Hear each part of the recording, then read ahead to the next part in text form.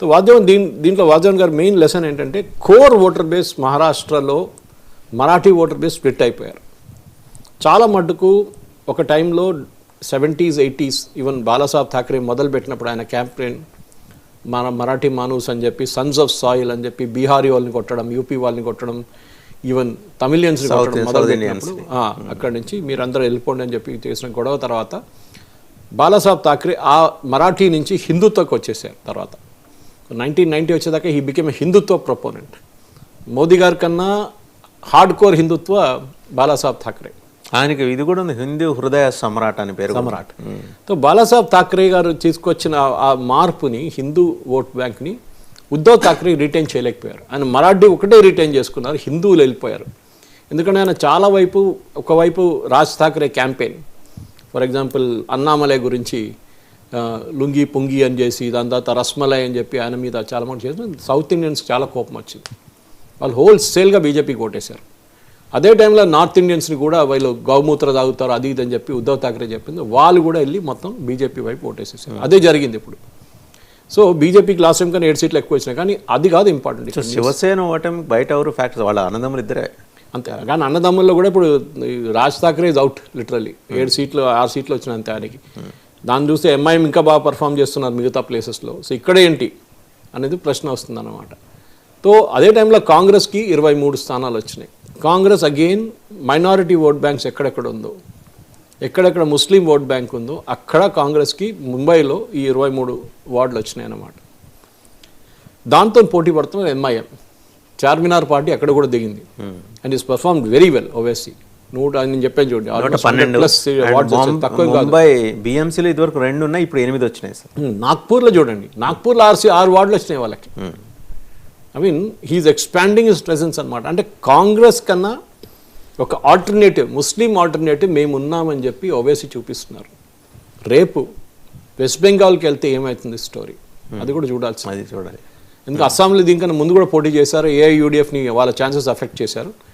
ఎప్పుడు BJP be team అంటారు, కానీ ఆయనకి ఏ ప్రాబ్లం లేదు. ఆయన లాజిక్ ఒకటి ఏంటంటే, నేను ఒక చార్మినార్ పార్టీ నుంచి ఒక నేషనల్ పార్టీ అవుతున్నాను, అది నా లాజిక్, అది నా స్ట్రాటజీ అని చెప్పి ఓవైసీ గారు చేస్తున్నారు అనమాట.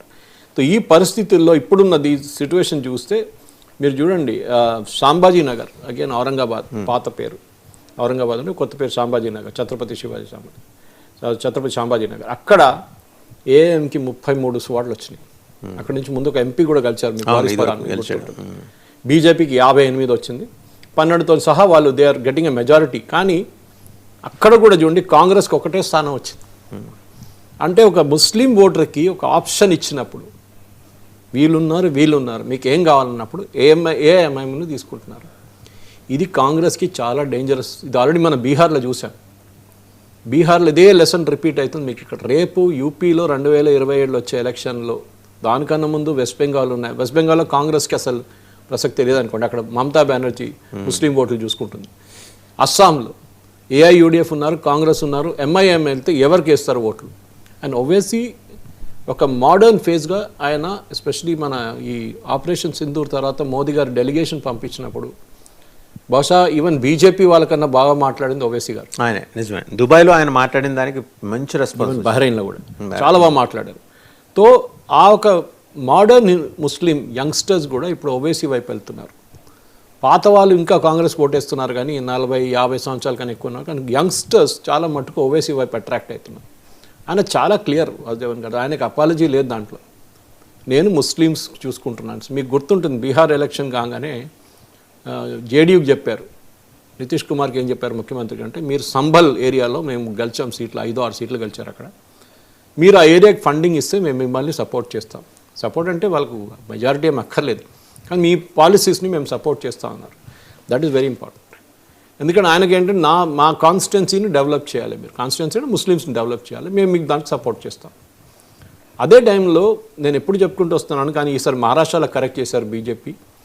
మళ్ళీ మైనారిటీ కోసం మళ్ళీ మేము వాళ్ళ దగ్గర వెళ్ళి వీళ్ళ దగ్గర వెళ్ళి క్రిస్టియన్ ఫాదర్స్ని కలిసి బిషప్స్ని కలిసి పనికి రాదు, వాళ్ళు ఏర్ ఓటు మీకు. ఎండ్ ఆఫ్ ద డే కేరళలో చూడండి, ఇప్పుడు ఇదే బిషప్ మోదీ గారిని కలిశారు ఢిల్లీలో, వాళ్ళు ఇప్పుడు కేరళకి వెళ్ళి బీజేపీ వ్యతిరేకంగా పనిచేస్తున్నారు. ఇది ప్రాబ్లం.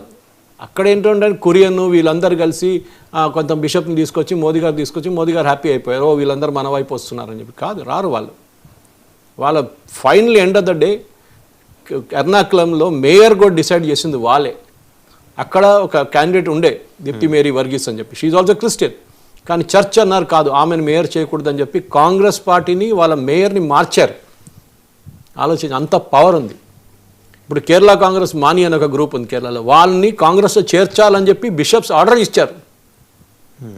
అదే టైంలో మన ఇటువైపు ఒక స్వామి ఎవరో శంకరాచార్య ఎవరో ఒక ఆర్డర్ ఇస్తే కమ్యూనల్ అయిపోతారు అప్పుడు complete. Anyway will come back to Maharashtra.